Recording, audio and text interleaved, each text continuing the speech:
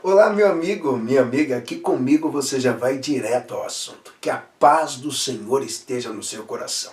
E o tema de hoje é esse daqui, ó, medo. Descubra como superar o medo de falar em público. Você tem conteúdo, você tem um chamado, você foi escolhido por Deus, Deus te levantou, você é fruto de uma promessa, há uma unção sobre a sua vida, há uma comissão para você cumprir, mas o medo tem te paralisado. O medo de cantar, o medo de aconselhar, o medo de conversar com as pessoas, o medo de dar um ensino. Poxa, eu conheço pessoas preparadíssimas intelectualmente, com muito conhecimento, porém, que estão sendo limitadas e vencidas pelo medo de falar em público. Então, eu resolvi fazer esse vídeo, porque, graças a Deus, eu já tenho mais de 25 anos de comunicação falando ao público na igreja. Agora, fora da igreja, muito mais do que isso, porque eu sempre trabalhei com venda e comecei a trabalhar na rua aos 6 anos de idade e nunca mais parei de me comunicar com as pessoas. E o engraçado é que sempre chamaram a minha atenção porque diziam que eu falava demais. As pessoas não entendiam que falar na minha vida não era uma necessidade, era um dom. Eu recebi esse dom, lapidei esse dom, fazendo muitos cursos e continuo estudando até hoje. Assista o vídeo até o final, porque eu vou te passar segredos revolucionários. Caneta na mão, papel na mão e vem comigo. Se você não está inscrito no canal, ative o sininho e se inscreva. Vamos lá. Primeiro lugar, você não tem medo de falar com todas as pessoas. Então você começa a pensar nisso. Você consegue falar com sua mãe, seu pai, seus irmãos, seu namorado, sua namorada. Você consegue falar com seus amigos, você consegue falar no seu trabalho. E por que você tem medo de falar em uma reunião? Por que você tem medo? De onde vem o medo que te limita de falar aonde você deseja e aonde você precisa? Então, primeira coisa que temos que fazer é identificar a origem do medo. Vamos lá, a origem. Escrever aqui, ó, isso, origem. Então, seu medo tem uma origem, tem que saber onde está a origem do seu medo. Essa é a primeira coisa. Porque se você não tem medo de falar com seu namorado, se não tem medo de falar com sua namorada, se você não tem medo de conversar com seu pai, de conversar com sua mãe, você tem medo de falar na igreja, você tem medo de falar na sala de aula para apresentar um seminário, você tem medo de falar em um ambiente onde você não está familiar, você tem medo do quê? Então tem uma origem o seu medo. A verdade é que você não é totalmente tímido, ou a verdade é que você não é um medroso. O seu medo tem uma origem. Então, onde pode estar a origem do seu medo? Eu numerei aqui algumas supostas origens. Talvez se identifique com você, e é sobre isso que eu quero conversar, porque você tem muito potencial.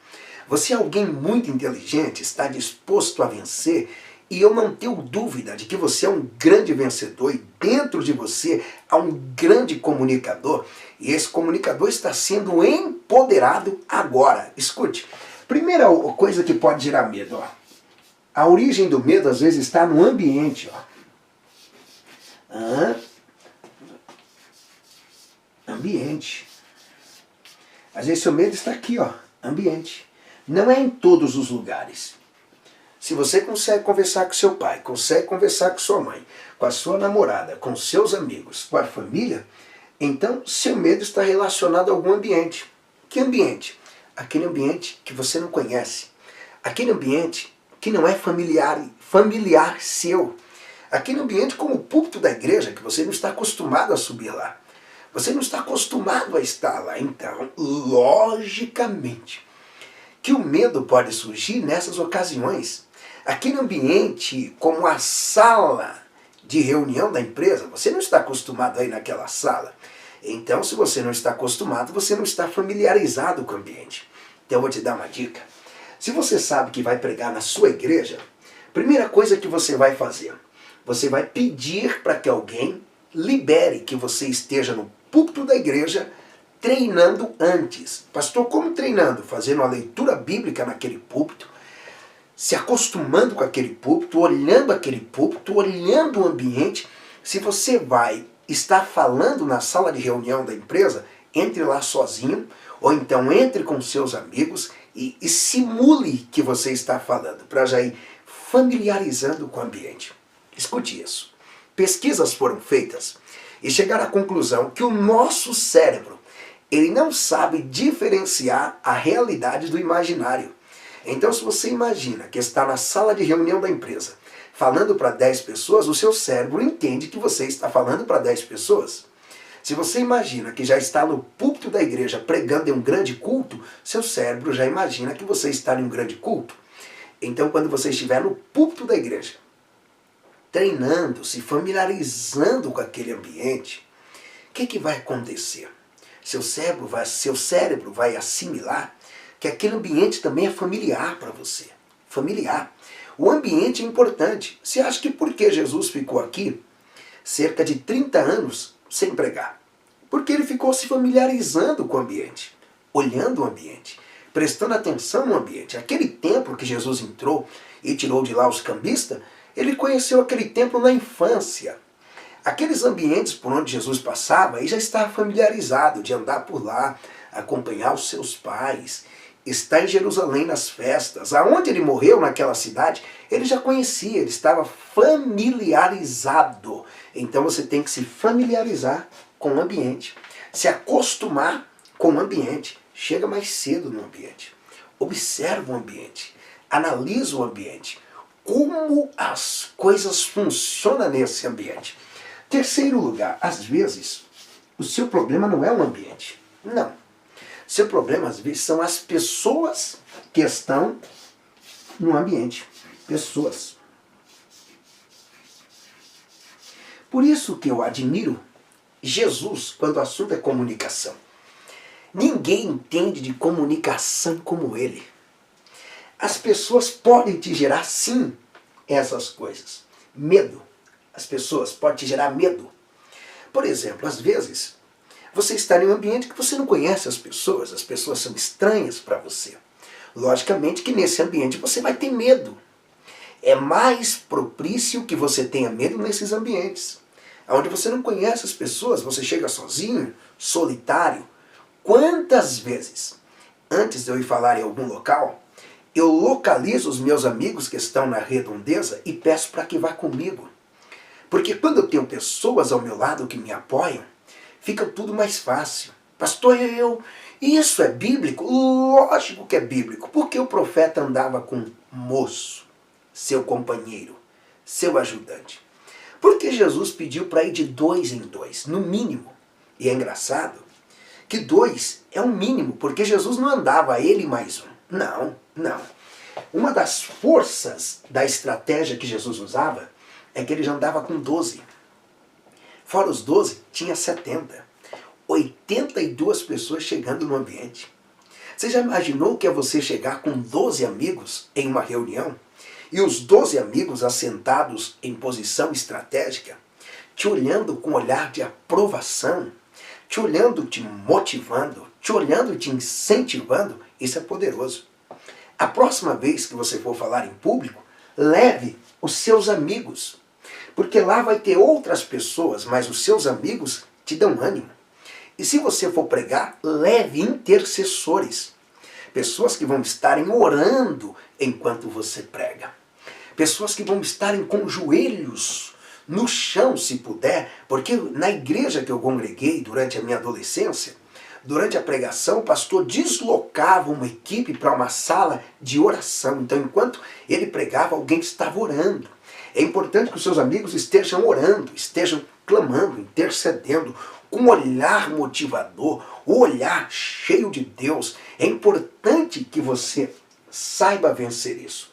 Do mesmo jeito que as pessoas podem te intimidar, o ambiente pode te intimidar, e você pode se acostumar com o ambiente, você também pode levar pessoas que te apoiam e que te ajudam. E lembra de uma coisa.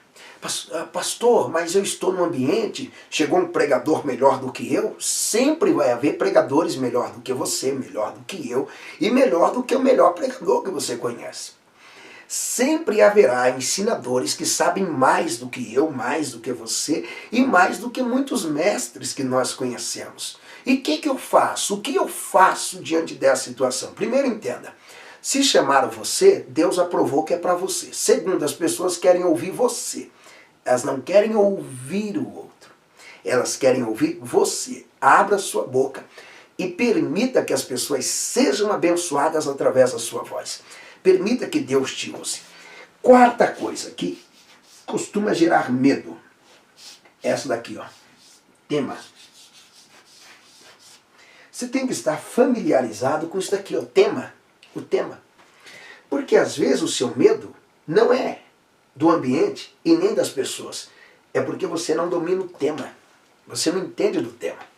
Deram um tema que é complexo para você. Um tema que você não tem familiaridade. O que é que eu faço? Quer o conselho? Eu vou ser direto e objetivo. Não fale. Por exemplo, eu prego o evangelho. Alguém me chama para ir na faculdade falar sobre cultura indiana? Eu não vou. Por que eu não vou? Porque eu não domino esse tema, eu não domino esse assunto. Dentro da teologia, digamos que alguém me chama para estar no ambiente, para mim falar sobre escatologia. Escatologia também não é a matéria que eu domino. A minha matéria é homilética, hermenêutica, exegese. A minha matéria está relacionada à pregação, está relacionada à comunicação do Evangelho e da Palavra de Deus. Então, para você compartilhar um tema, a primeira coisa que você tem que ter por esse tema, deixa eu riscar aqui, para colocar, a primeira coisa que você tem que ter, paixão. Paixão. Você tem que falar de um tema que você tenha paixão por ele, muita paixão. Segunda coisa, esse tema sobre o qual você vai falar, você tem que ter fé. Você tem que acreditar no que você está falando. Paixão, fé e segundo, profundidade. Se você não tiver profundidade,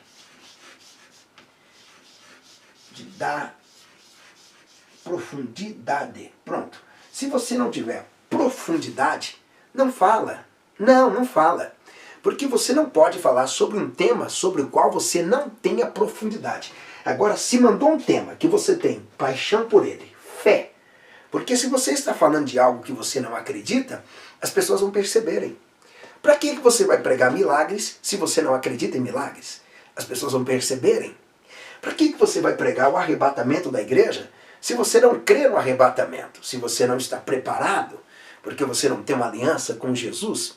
Por que você vai falar de prosperidade se a sua vida demonstra que você não tem prosperidade? Você não crê na prosperidade, porque você não vive. E se não tem profundidade sobre esse assunto, não é para você ter medo não, é para você não falar sobre o assunto. Então, tema. E por último aqui, vou colocar desse lado, quinto lugar. O que você precisa entender? É se o seu medo não está relacionado ao horário. Horário. Se o seu medo não está relacionado a isso, ao horário. Porque existe horários, deixa eu colocar aqui, ó, circular, porque eu trouxe para esse lado, ó, vem 1, 2, 3, 4 e o quinto aqui, o horário. Porque existem horários no qual as pessoas não têm bom funcionamento. Eu vou falar de mim. Eu não sou muito bom para falar de manhã. Entre ali as 6 da manhã e as 9 da manhã é um sacrifício. Qual é o bom horário para mim falar? Meu amigo, quer saber o bom horário mesmo? Não se assuste. Passando da meia-noite. Eu fico acelerado, pronto para falar. Quando a noite vai chegando, tudo para mim fica melhor. Então meu horário predileto é esse. Quando eu tenho que falar de manhã, você não faz ideia do esforço que eu faço e do sacrifício que eu faço. Então, grava isso. O seu medo está sempre relacionado. Primeiro, ele tem uma origem. Segundo, tem um ambiente que ele se manifesta. Terceiro, tem as pessoas que despertam o seu medo.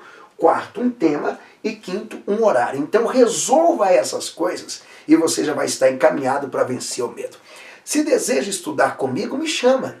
Comunica comigo, porque vai ser um prazer nós estudarmos juntos e crescermos juntos. Que Deus te abençoe abundantemente. Que a paz do Senhor continue no seu coração.